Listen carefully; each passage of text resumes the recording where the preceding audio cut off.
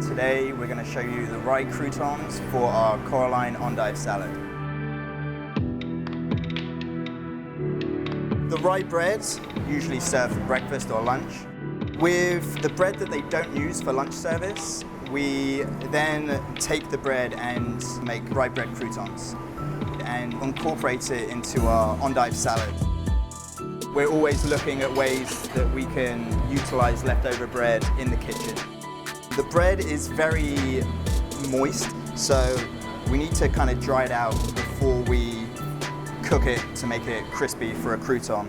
So we're just going to slice it kind of thin, maybe 1 centimeter, and you can kind of see just how dense and moist it is. It's almost sticky.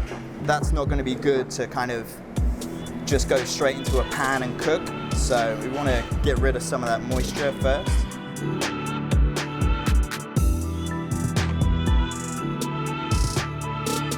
So now the bread's sliced, I'm just going to lay it out on the tray, and then we're just going to dry this out in the oven. Temperature, we probably want to do about 165.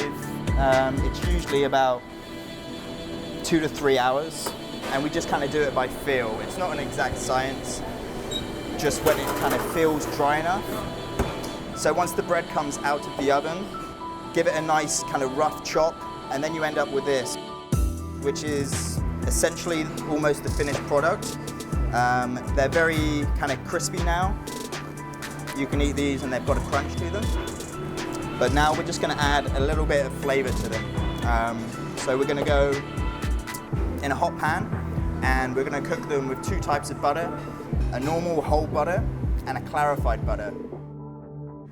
Okay, so we're going to start by putting the clarified butter in the pan first. Don't want the pan too hot. And we are going to use quite a lot of butter here.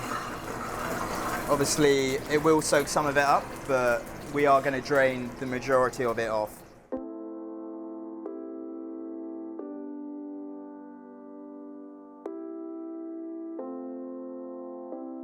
So we just wait till all that butter's melted and it's a nice kind of hot bubbling temperature, and then we're going with the croutons. This clarified butter has had all the milk solids removed from it, so it has a very high burning point. If I was to do this process just with whole butter, it's going to turn to beurre noisette very quickly, and it's going to end up having a bitter taste. So that butter's all melted now. Nice little bubble to it. We can go in with the croutons.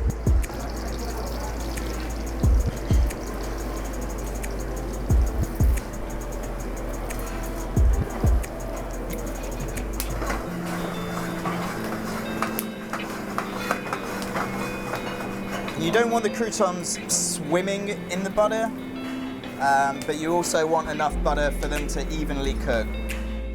And then we're just going to keep this moving until we've got the color that we want.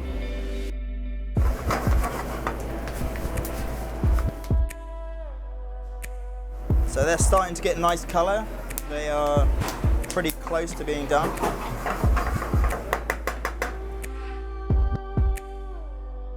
We make a lot of bread, a lot of different types of bread. We never want to serve that bread that's older than 12 hours. So to do that, we need to bake a lot of bread, and we also have some days quite a bit left over. So to utilize that as us as cooks is part of our job and responsibility, not to waste food. All chefs hate waste, so we want to try and do everything we can to not let that happen.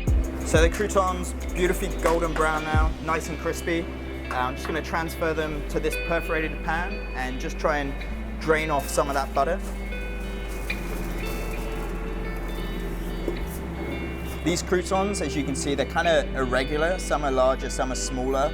And in this pan, it just kind of gets rid of the ones that are really small. If we can kind of grade that out a little bit and just get a more consistent size, that's going to be better for the salad. Now I'm just going to drain them onto a towel.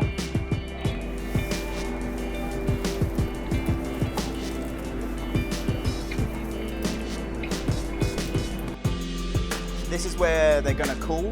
And just whilst they're still hot, we just want to give them a little season with some molten sea salt. Not too much. It's not for them to taste salty, it's just to kind of enhance the flavor they already have. Give them a little mix. And then we'll leave those to cool, and then they're ready to use in our salad.